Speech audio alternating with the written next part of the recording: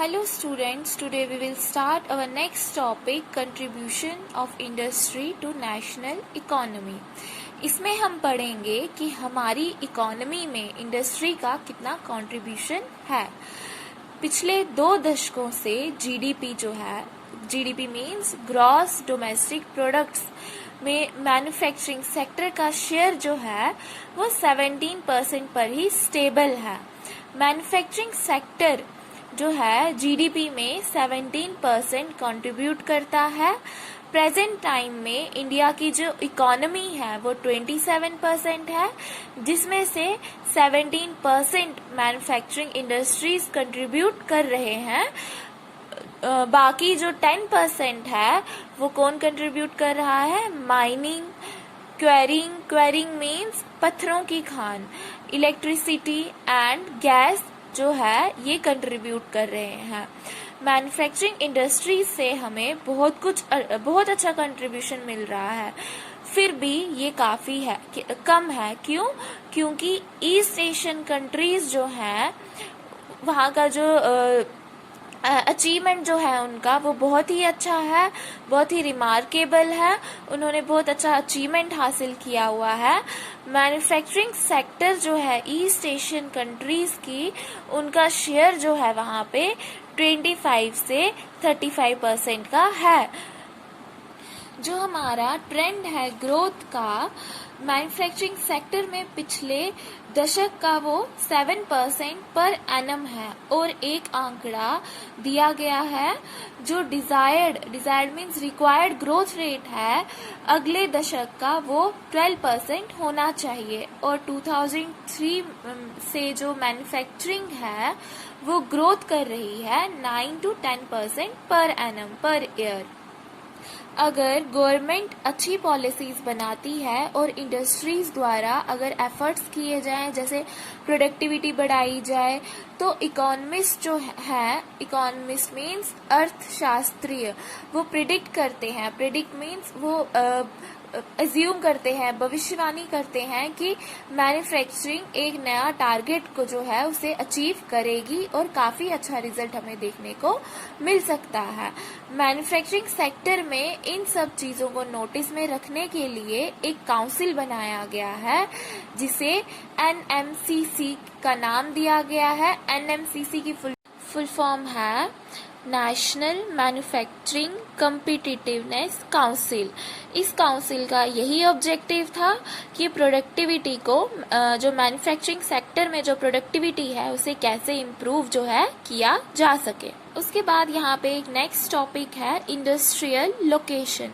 इस टॉपिक में हम ये पढ़ेंगे कि इंडस्ट्रीज जो है उन्हें सेटअप जो है वो कहाँ करना चाहिए, उसके लिए हमें किन किन चीजों की जो है किन किन चीजों का ध्यान रखना पड़ेगा। इंडस्ट्रियल लोकेशन जो है काफी कॉम्प्लेक्स टॉपिक है।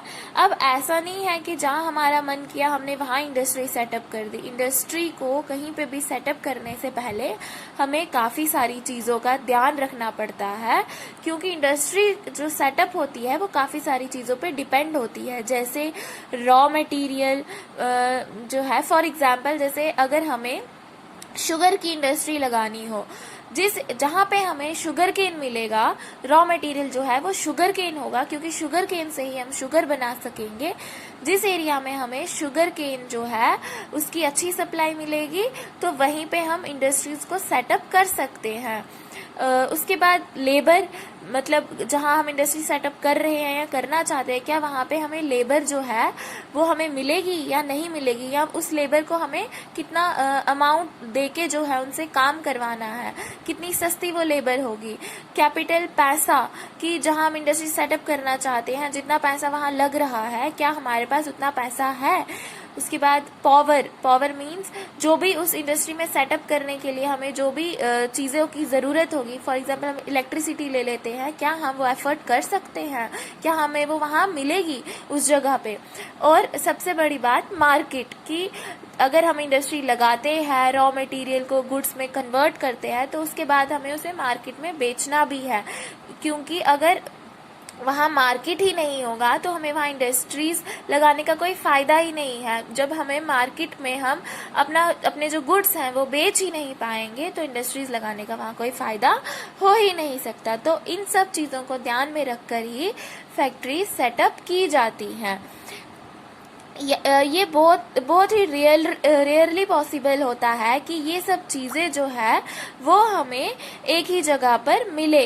और अगर ऐसा नहीं हो, ये सब चीज़ें हमें अवेलेबल नहीं हो, तो क्या देखा जाता है कि क्या हम इन सब चीज़ों को कहाँ पर जो है सस्ते दामों में अरेंज कर सकते हैं। जहाँ ये सब चीज़ें सस्ते दामों पर हम अरेंज करें वहाँ इंडस्ट्रीज को सेटअप किया जा सकता है। जब इंडस्ट्रियल एक्टिविटी स्टार्ट होती है तो उसके साथ हमें अर्बनाइजेशन जो है वो देखने को मिलता है। अर्बनाइजेशन मीन्स शहरीकरण जो है वो हमें देखने को मिलता है। कैसे? जब इंडस्ट्री सेटअप होती है तो धीरे धीरे वहाँ पे ट्रांसपोर्ट की जो फैसिलिटी है वो आना शुरू होती है, जो मार्केट है वहाँ खुलना शुरू होते हैं, तो उसकी वजह से धीरे धीरे वहाँ अर्बनाइजेशन जो है वो देखने को मिलती है। कई बार क्या होता है कि इंडस्ट्रीज को शहर के आसपास ही लगाया जाता है, सेटअप किया जाता है, ताकि जो इंडस्ट्रीज हैं उनको शहर की फैसिलिटीज़ का जो है, सिटीज़ में जो फैसिलिटीज़ होती है वो उसका फ़ायदा उठा सके। तो इसलिए हम कह सकते हैं कि अर्बनाइजेशन और इंडस्ट्रियलाइजेशन जो है वो दोनों साथ साथ जो है वो चलते हैं, यानी कि industrialisation and urbanisation go hand in hand. अगर इंडस्ट्रियलाइजेशन आएगा तो अर्बनाइजेशन होगा, और अगर अर्बनाइजेशन हो तो इंडस्ट्रियलाइजेशन होगा। हमारी जो सिटीज़ हैं वहाँ पे हमें बहुत तरीके की सर्विसेज देखने को मिलती हैं, जैसे banks, transport, labour, consultant means सलाहकार, एंड फाइनेंशियल एडवाइजेस, जो कि एक इंडस्ट्री के लिए बहुत ज़रूरी होती है। बहुत सारे इंडस्ट्रियलिस्ट जो होते हैं वो अपनी इंडस्ट्रीज़ को ऐसी जगह सेटअप करते हैं ताकि वो सब फैसिलिटीज़ का फ़ायदा उठा सके, और ऐसे सेंटर्स को एग्लोमेरेशन इकोनॉमीज़ कहा जाता है। एग्लोमेरेशन इकोनॉमीज़ क्या होते हैं? जब बहुत सारी इंडस्ट्रीज़ एक ही जगह पे एक साथ ऑपरेट करने लगती हैं तो वो कंडीशंस को अपने फेवर में, जहाँ उन्हें ज़्यादा फ़ायदा मिले, धीरे धीरे ये इलाका जो है होता है वो काफ़ी बड़ा इंडस्ट्रियल एरिया बन जाता है, जिसे एग्लोमरेशन इकोनॉमीज कहते हैं। इंडिपेंडेंस के पहले, आज़ादी से पहले अगर बात करें तो मैन्युफैक्चरिंग यूनिट जो था या इंडस्ट्रीज जो थी वो कोस्टल एरियाज पे, ओवरसीज के पास जो एरियाज है वहाँ पे सेटअप की जाती थी। ऐसा क्यों होता था? क्योंकि तब जो एक्सपोर्ट करने का मोड था गुड्स को, वो सी रूट के थ्रू जो है वो था। तब सी रूट के थ्रू ही दूसरे देशों को जो है वो गुड्स एक्सपोर्ट किए जाते थे। तो इसीलिए जो कोस्टल एरियाज थे जैसे मुंबई, कोलकाता, चेन्नई, इन्हीं एरियाज में जो है इंडस्ट्रीज लगाई जाती थी ताकि वो आसानी से वहाँ से उन गुड्स को जो है दूसरी कंट्रीज में एक्सपोर्ट्स कर सके। लेकिन अब ऐसा नहीं है। अब हमें हिंटरलैंड में भी जो इंडस्ट्रीज है वो देखने को मिलती है। हिंटरलैंड मीन्स भीतरी प्रदेश जो है, जो बाकी के एरियाज हैं वहाँ पे भी हमें इंडस्ट्रीज जो है वो देखने को मिलती है। यहाँ पे एक फ्लो चार्ट बनाया गया है इंडस्ट्री मार्केट लिंकेज का, इसको हम समझने की कोशिश करेंगे। फर्स्ट यहाँ पे लिखा है इनपुट्स, रॉ मटेरियल्स एंड और component parts, factors of production, land, labour, capital, entrepreneur, infrastructure. पहले जब इंडस्ट्रीज जो है वो लगानी हो, सेटअप करनी हो, तो उसके लिए क्या देखा जाता है? हमें रॉ मटेरियल की ज़रूरत पड़ती है, लैंड की, लेबर की, कैपिटल की, इंफ्रास्ट्रक्चर जो है इस सब की ज़रूरत पड़ती है। जब हमारे पास ये सब होगा तो रॉ मटेरियल से हम जो है गुड्स जो है बनाएंगे, फिर उसे ट्रांसपोर्ट कर, ये जो चीज़ें हैं पहले हम ट्रांसपोर्ट करके ट्रांसपोर्ट की हेल्प से फैक्ट्रीज तक लाएंगे। फैक्ट्रीज में जो है उन चीज़ों को रॉ मटेरियल को गुड्स में कन्वर्ट, वैल्यूएबल गुड्स में कन्वर्ट किया जाएगा। उसके बाद उसे आउटपुट्स जो प्रोडक्ट्स बनाए होंगे उन्हें ट्रांसपोर्ट की हेल्प से मार्केट तक ले जाया जाएगा। मार्केट से जब हम उन गुड्स को बेचेंगे तो हमें वहां से मनी मिलेगा और उस मनी को दोबारा से जाके उस मनी से क्या होगा, दोबारा से जो रॉ मटेरियल है वो सब, या कैपिटल है, लेबर है, वो सब खरीदी जाएगी। तो ये जो सर्कल है, ये जो प्रोसेस है, ये ऐसे ही चलता रहता है। और कुछ जो हमारी स्टेट्स हैं वहाँ पे गवर्नमेंट ने ऐसी पॉलिसीज बनाई हैं जो लोगों को इन्फ्लुएंस करती है वहाँ पे जाके इंडस्ट्री सेटअप करने को। जैसे उन्हें टैक्स जो है वहाँ पे कम देना पड़ता है, तो वो कुछ ऐसी पॉलिसीज गवर्नमेंट की द्वारा बनाई गई हैं जो लोगों को इन्फ्लुएंस करती है कि वो अपनी इंडस्ट्रीज जो है वो उन एरियाज में जाके सेटअप कर सके। उसके बाद यहाँ पे एक और फ्लो चार्ट दिया गया है, ideal location of an industry, कि इंडस्ट्री के लिए लोकेशन जो है वो, आइडियल लोकेशन जो है वो कहाँ होती है।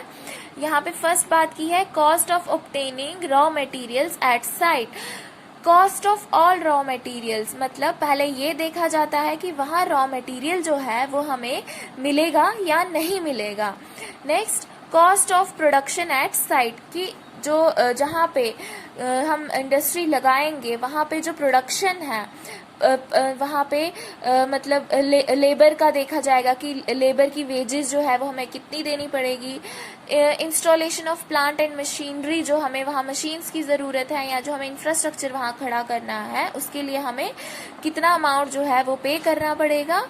ये सब चीज़ें जो है वहाँ देखी जाएगी। उसके बाद थर्ड में दिया है decision of locate factory eight site. उसके बाद मार्केट देखा जाता है, प्रॉफिट देखा जाता है कि हमें वहाँ प्रॉफिट होगा या नहीं होगा। Last point is cost of distribution of production. यहाँ पे cost of shipping, cost of package, cost of storage, इन सब चीज़ों को ध्यान में रखा जाता है। तो ये जो 4 पॉइंट्स हैं इन सब को ध्यान में रखकर ही जो इंडस्ट्रीज है वो सेटअप की जाती है। सो स्टूडेंट्स, ये था आज का टॉपिक। होप आपको समझ आ गया होगा। Thank you.